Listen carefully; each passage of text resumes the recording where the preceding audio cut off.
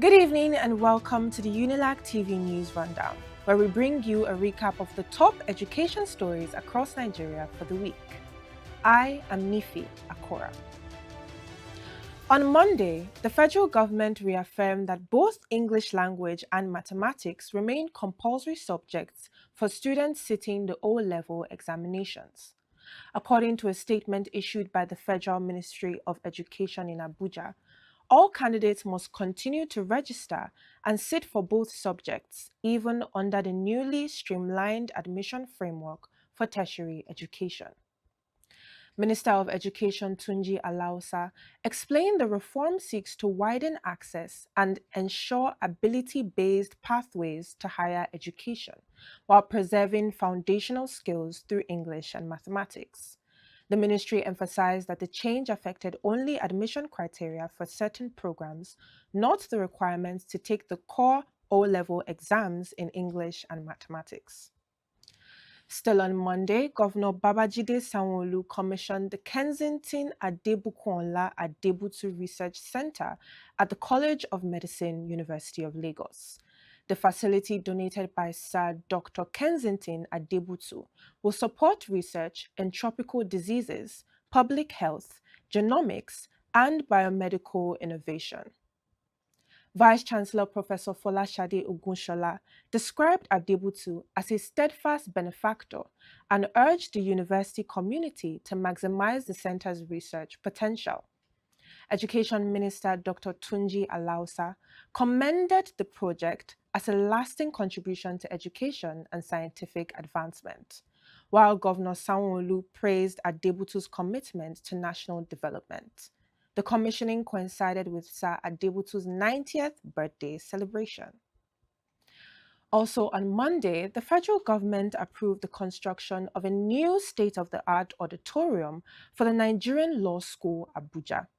FCT Minister Nyesom Wike announced that President Bola Tinubu personally approved the project to address overcrowding and improve learning conditions.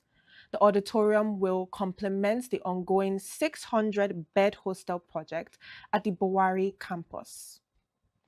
On Tuesday, the University of Lagos launched Nigeria's first fully digitalized intellectual property and patent registry. The platform, known as ITMO Chatbot, was developed by the university's Innovation and Technology Management Office, with support from the International Research and Exchanges Board under the Technology Transform Grant.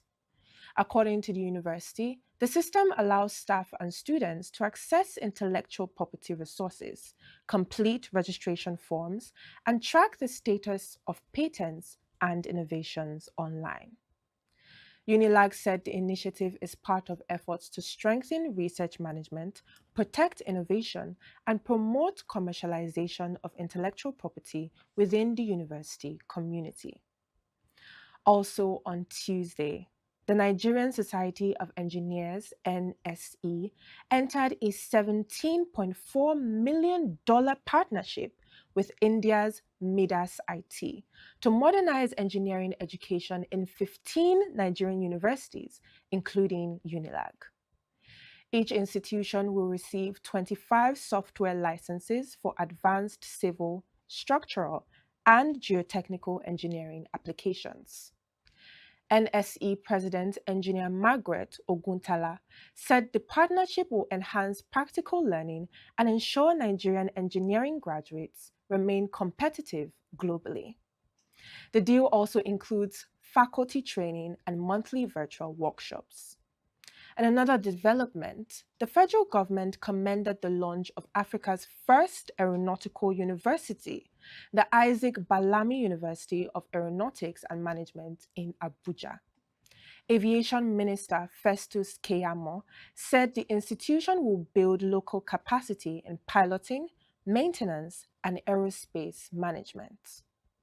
The Ministry of Women Affairs also pledged scholarships for 100 girls annually to study aviation-related disciplines in a bid to close the gender gap in the sector. On Wednesday, the Academic Staff Union of Universities, ASUU, suspended its nationwide 2-week warning strike, 10 days after it commenced on 13th October 2025. ASUU President Chris Piwuna said the decision followed an emergency National Executive Council meeting and a recent useful engagement with the federal government's team.